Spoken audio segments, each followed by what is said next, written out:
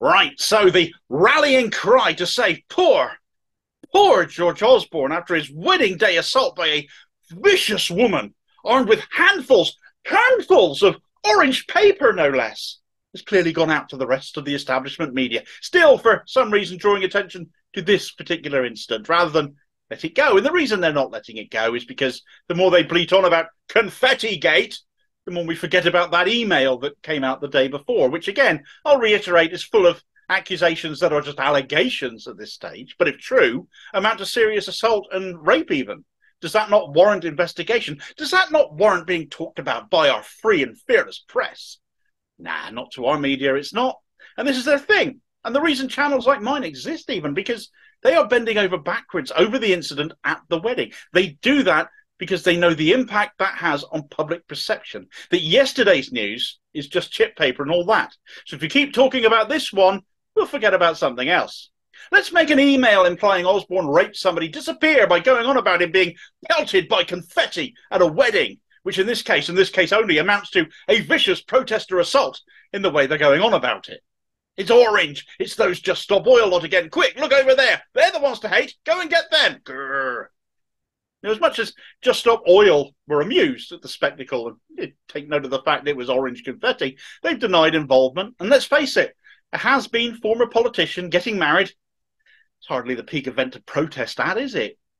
You know, I've looked at that video footage a few times now. Osborne and his new wife leaving the church. Smiles, the happy couple, walking up the path, passing a couple of their security team who do get ready to run at the mystery woman walking up behind them. So there was security there then. You'd imagine if Osborne had shelled out for security at this event that nobody uninvited would be able to get in then, wouldn't be able to attend. How would they manage to get around that? Most likely, guests would need to show an invite after all. So if this woman is some mystery protester, how did she get in? How did she get so close as well? And why did security not actually chase her down afterwards? She didn't run away. She walked away smiling, as Osborne and his wife, largely unperturbed, carried on. She was unknown to them, a party crasher, so to speak. Wouldn't they have said something to security about her? Get something done about her? Get her out? The more I look at it, the more I think it was actually staged. Designed as a swipe, perhaps, against Just Stop Oil in particular, maybe. I don't know why Osborne would do that, but the day after the email came out, and having become a newspaper man after leaving politics, going to work for Evgeny Lebedev at the Evening Standard, he's surely learned a thing or two about public perception now and how the media can manipulate that. And if you want to kill a story off, then just give the media something else to scream about, and, well, we forget about everything else, don't we? Cue the media to oblige him, of course. Friends in that world as well as friends still in the political arena. This morning, we had Ed Balls on Good Morning Britain, didn't we? And he decided to compare the woman coming up to Osborne and throwing confetti all over him at a wedding to the man who murdered Labour MP Joe Cox. One was murder, was an extreme act of violence. The other was confetti being thrown at a wedding. Now, we don't know the motivations of this woman at church. Perhaps she was just honouring the happy couple. I suspect it was a setup.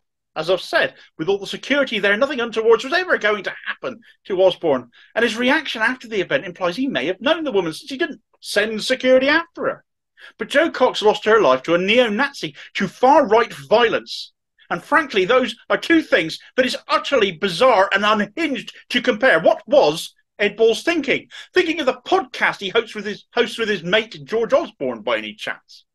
At best, if the woman at the wedding was genuinely trying to make a political statement, if we consider it as genuine, she did so in a peaceful manner, as the vast majority of protesters do. And actually, that makes this line of narrative from Balls all the more dangerous with the anti-protest legislation that has been passed in recent weeks. If media manipulation starts making more people see protesters as somehow threatening and dangerous. Now, if you want to make this issue about media bias, which is also another valid point we can make here, because you can argue if this wasn't Osborne with his mates in the press and in politics, it's possible to do that as well. Because where Ed Balls is comparing Osborne getting hit with confetti to someone being murdered, who remembers Jeremy Corbyn getting approached by somebody after a visit to Finsbury Park Mosque and getting hit with an egg?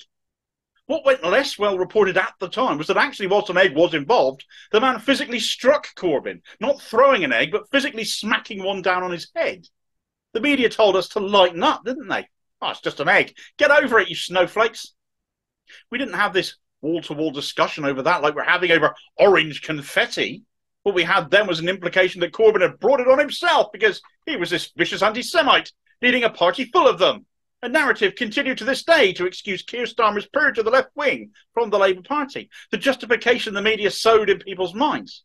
Osborne's austerity led to some 120,000 excess deaths, but poor George, he was getting married, for heaven's sake. Have you people no shame?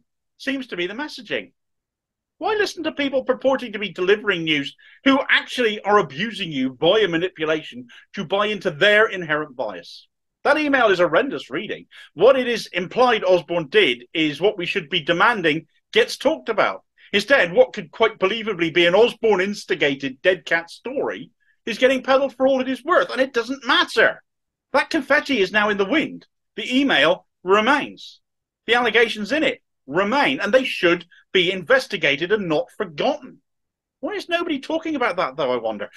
Then, of course, there is the coincidental release of the information pertaining to a BBC presenter courtesy of Rupert Murdoch, a story apparently sat on since May, and I, like many, have wondered whether this, a familiar figure of Osborne's from both his political and press positions going back years, was done on purpose too. After all, what is covering up the alleged assault of a 16-year-old by Osborne to Murdoch, who put Samantha Fox on page 3 at the same age, amongst plenty of others?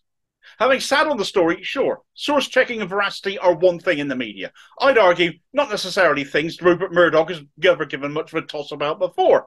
But if this was done to bury the Osborne email story as well, protecting him, it would seem, is more important than protecting 16-year-old children. And whoever has suffered at the hands of this still, as yet unnamed BBC presenter, and none of this can be classed as informing the public properly as supposed news outlets are meant to do.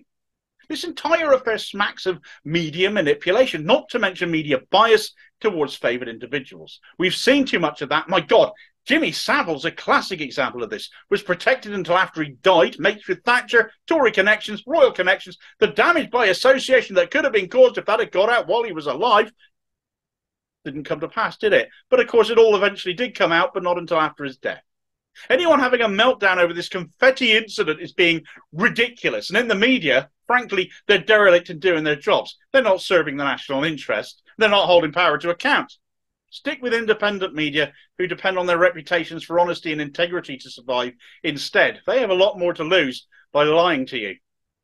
Thanks for watching. I hope you found the video useful. If you'd care to like, share and subscribe to the channel for more current affairs content told as it should be, here's a video recommendation for you to stick with the channel a bit more. More media manipulation and distraction as the Michelle Mone scandal, when it broke, was largely ignored. And, well, she's still got all of our money for dodgy PPE, hasn't she? So why were we let down there? And I'll hopefully catch you on the next video. Cheers, folks.